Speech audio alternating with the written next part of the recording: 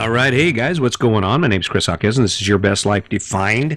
Coming into my own on this, I'm thinking about all the things I've done so far. This is 176, and I am feeling great today. Hope you are too. Have you been listening? How many things have you applied to your life we've talked about? If you haven't went back and picked something in your life that you're working on making better, and if that's the case, then you're learning stuff about it, right? You're spending time, quiet time, thinking about who you are and what you want to do with that particular thing, be it your relationship, your finances, your physical health, your job, whatever it is. You should be working towards that. I hope that's the case. We're going to get right on this thing. Let's talk about it. What is the true price of success? Before we can actually find the answer to that, we have to take a look at who defines our success. This is where people start getting irritated. We're like, well, I define my success.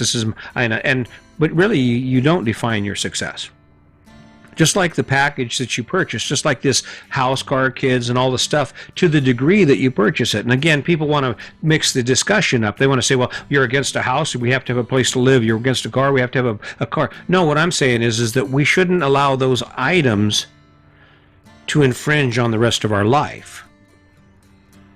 But that's what success is defined as. Otherwise, everyone's life would look different. We wouldn't make judgments about people who live in trailer houses. And believe me, I know firsthand about people who make judgments about people in trailer houses. Now, I'm fortunate. Our RV is a really nice one, and I take really good care of it, so it's polished and it looks good. But even still, when Sandy told people at work that we were selling the house and that we had bought a fifth wheel, one lady says, "Oh, you live in a trailer?" In a way, that's the price of success. That statement comes from this value system that has been placed on us and that we've adopted in our lives that say, okay, this is what I'm successful. Well, how do you know you're successful? Well, I have the job, I have the car, I have the house, I have the beautiful wife, I have the 2 kids, and I have all the stuff. And I work every day, and I go home, and I drink beer at night, and I fall asleep, and then I repeat my life day in and day out, week in, week out, year in, year out, and maybe when I'm 65, I will have the chance to retire and have some fun. So there you go, I'm successful. Really? Really? And that's the truth. That's the truth for everyone on your block, everyone who owns a life just like you. Hey, did you buy your life yet? No, I'm getting ready to. Oh yeah, you better get married. Don't forget to get married. Otherwise it's not complete. Don't forget to have a big barbecue. You gotta have a big barbecue so you can have people over so they can admire your life. No one admires my life. I don't expect anyone to. My life is not the epitome of success. There are people who and they'll make condescending comments. I mean, I've had good friends of mine make comments like, well, it doesn't look like you're living your amazing adventure. You know, we go back to our hometown to spend time with our family every so often, and we're out playing disc golf and doing our thing, and you see someone, they'll be like, it doesn't look like you're living your amazing adventure. Because they view what we've done as not being successful. How can that can't be? That's got to be crazy. And I said it in the last podcast. It's worth repeating. How come I'm the crazy one? I spent last July in Bar Harbor, Maine, Cadillac Mountain at 4:00 in the morning, hanging out in Acadia National Park, riding our mountain bikes, eating fresh lobster. I spent the winter in Yuma, 77 degrees, riding my mountain bike, hiking, exploring. Went into Mexico, went to Palm Springs, hung out for our anniversary. And I'm not successful? See, the real price of success is the burden that we incur, especially when you look at the model. Now, the price for my success and what I've deemed as successful, which I view myself as successful, I'm looking at my life and what I do every day and how I spend my time. I'm like, yeah, hell, that's pretty cool. Yesterday I was actually hanging out and I'm sitting there trying to decide what fun thing I need to do next. I could go ride my mountain bike. I could go set up my disc golf basket because I have a portable disc golf basket. I could set it up and go throw shots, go throw practice and just talk to myself and be in my head and be in the wonderful Michigan air, you know? See, the real price of success is the burden that it comes with. The guy that sells you that fancy-ass truck for $70,000 isn't going to say, hey, listen, dude, before you sign the papers on that, man, that's a lot. That's going to be almost $2,000 for plates. You realize that, right? And I don't know, there's not that much wrong with your truck, dude. Put some rims on it, put a lift kit on it, maybe do a little work on it. Shit, you'll get another 100,000 miles out of it. Are you sure? That salesman is not going to tell you what the true price of that is.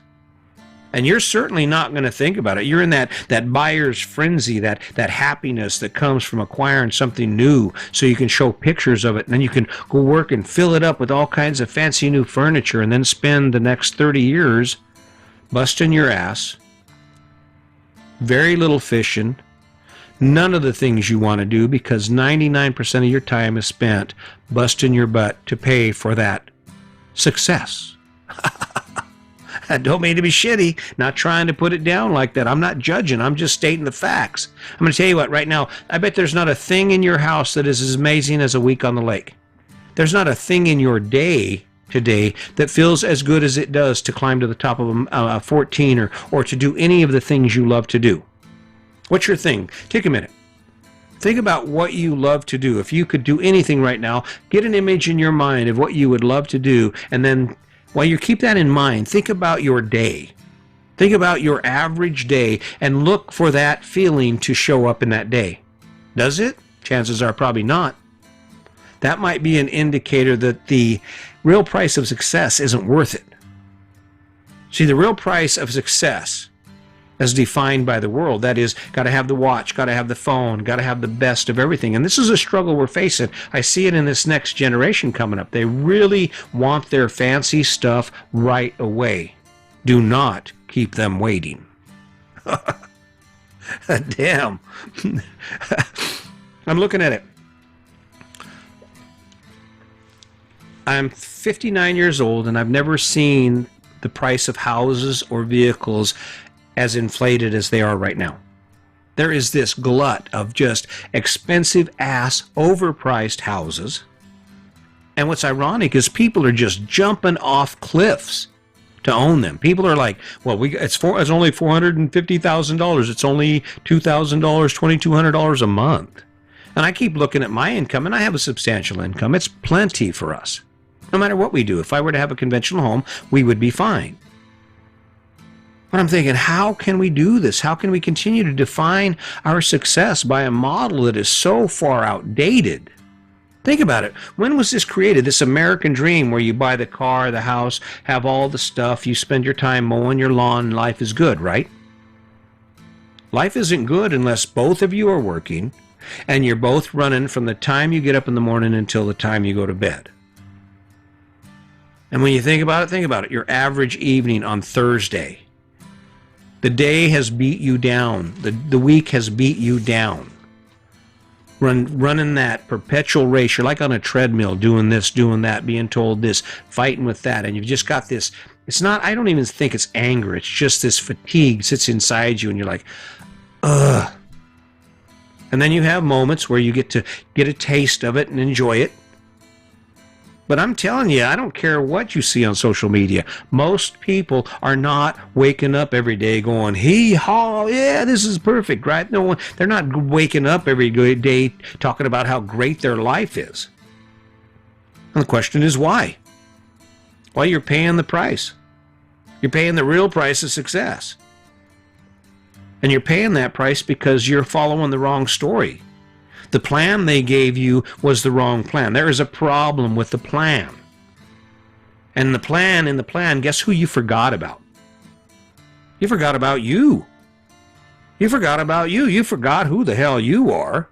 You forgot that you love fishing more than you love mowing a lawn. That's why you have acres of lawn in Michigan and a bass boat that the cover's torn off of and you haven't had on the water in 2 years. That's a real price of success, right? Price of success. You're so beat down from working 10-hour days that you get home at night. You're not going to the gym anymore. You're not worried about going to bed with beer breath. It's all you can do to get to bed.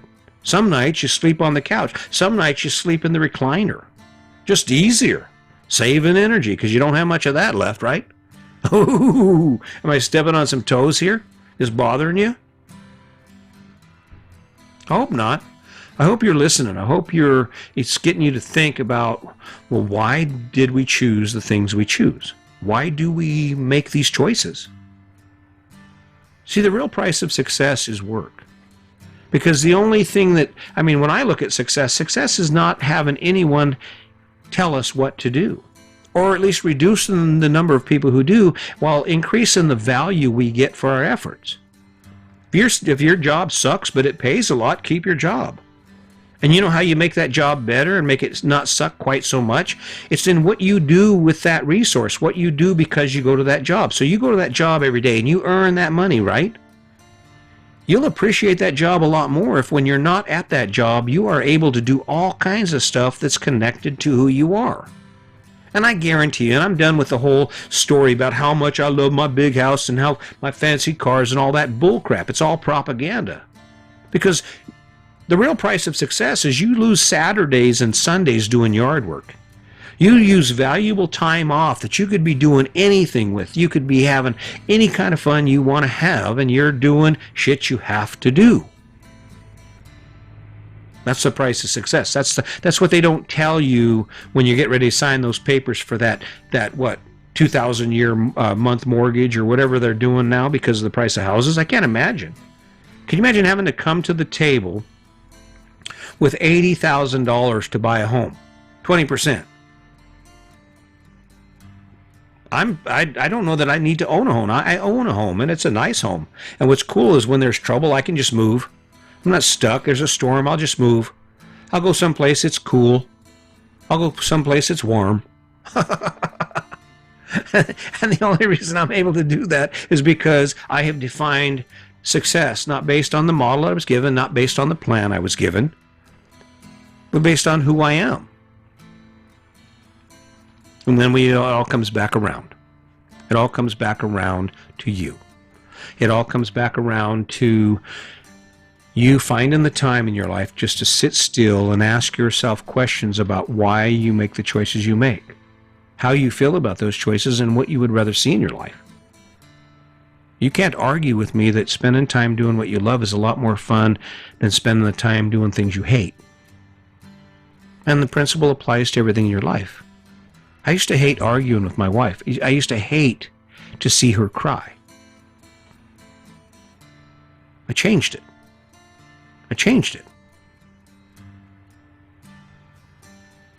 See, it works on the good side too. So keep that in mind. The price of success, the real price of success is what you get out of it. The real value or the gauge for what is successful is what impact it has on your life. Kindness was a tool I'll never give up. It's easy. You know how cool it is just to walk past someone and think kind thoughts rather than get all on guard because they're different than me? Because I was a cop for so long, because I walked around a federal prison for 23 and a half years. You know how it feels just to be in the moment and accept the world around me for what it is and not what I think it is or what I think it should be? It's up to you. It's up to you. I'm going to keep sitting here. I'm going to keep showing up every day, and I'm going to use every moment that I am given to continue to embrace the things around me, embrace the small stuff like a turtle sitting on a log, or maybe the changing colors, or maybe the sound of my wife's voice, or the opportunity to help someone realize that there is a better way, and it isn't about happiness. It isn't about chasing happiness. It's about chasing better. It's about gaining access to the things you want in life, the things that inspire you and put fuel in your tank. You can do it. Anyone can do it. All you have to do is take that first step. All you have to do is build that amazing story and say, man, it would be so cool if, fill in the blank, and then jump on it. Hope you will. I hope you will. Hey, listen, guys, I really appreciate you continuing to show up. I hope it's getting better. Like I said, I really like the new sound. I think I'm kind of figuring this thing out. I'm my own sound man, so that might be a good thing, might be a bad thing. I'd love to have your input. If you have questions or you're facing issues, I guarantee you I can give you an answer. I guarantee you I can give you an answer that will get you where you want to be with no matter what it is, because it's a blueprint. It's a blueprint for success. So keep that in mind. Hey, listen, just keep kindness in your heart. Wake up every day and appreciate the things you do. And as always, just remember, today's your day. Make it a good one.